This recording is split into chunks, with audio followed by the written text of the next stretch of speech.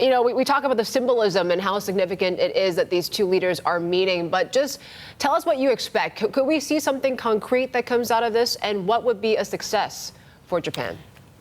Well, I do think that it will be a successful meeting because there's been a lot of preparation done by both sides. As you mentioned, it's the 40th anniversary of the signing of the treaty. Also, it's the first time in 7 years the Japanese Prime Minister is visiting. So it's a big thing. Next year, the Japanese want Xi Jinping to visit Japan and also attend the G20 meeting in June and also meet perhaps with a new emperor who will be installed by that time. So I think this is a very important meeting, and especially on the economic side, I expect that there will be a number of initiatives and agreements between the two sides. So I think it will produce some significant results. Glenn, David here. Yes. If Donald Trump isn't confronting China and Japan separately, would we be having this conversation now? Would these two be meeting? I think so. I mean, I think that for the last I think since last year, since the last Party Congress in China, and also with the re-election of Prime Minister Abe in September for another 3 years as Prime Minister, I think both heads of state believe that they're in a strong position and that they can start to re-engage again, especially on the economic side. So I do think that independently of Donald Trump, these two countries have an incentive to work together. However, I think it's also true that the policies of the Trump administration have certainly accelerated the incentives for the two countries to work together, especially the tariffs that the president has imposed on China, and also the fact that the president has withdrawn the United States from TPP.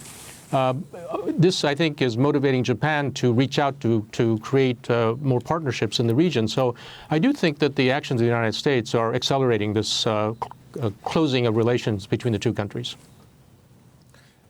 Glenn, is it just, at the end of the day, BandAid that they put on things? Because the hostility and the animosity between these two countries is so deep-seated, and anything can spark things off and spark not war, but an escalation in tensions because of the geopolitical problems that they have with one another.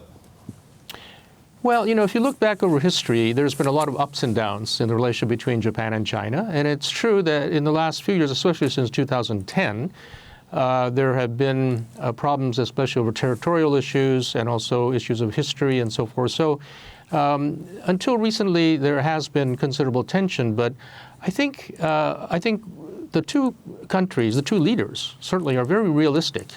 And I think they think that the political and the territorial issues and history issues can be put aside for the time being while the economic relationship can be furthered, especially given the problems that both countries are having with the United States. And so with the Chinese economy slowing down, with the Japanese economy itself shrinking, both find it in their interest for the second largest economy in the world, China, and the third largest economy in the world, Japan, to work together. So I think you know, BandAid or papering over is a bit too superficial. I think that there's a fundamental incentive economically on the two sides to work together, while at the same time realizing that there are these contentious issues with regard to the political and the historical and territorial claims.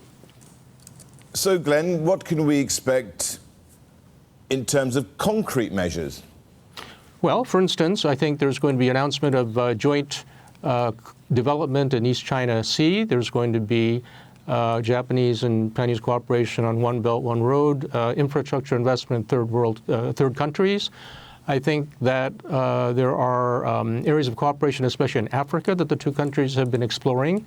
There's a currency swap arrangement that apparently is going to be signed. There's going to be some dialogue on science and technology cooperation, intellectual property rights. And so on the economic side in particular, there will be a wide range of areas where the two countries will try to cooperate and extract mutual benefit.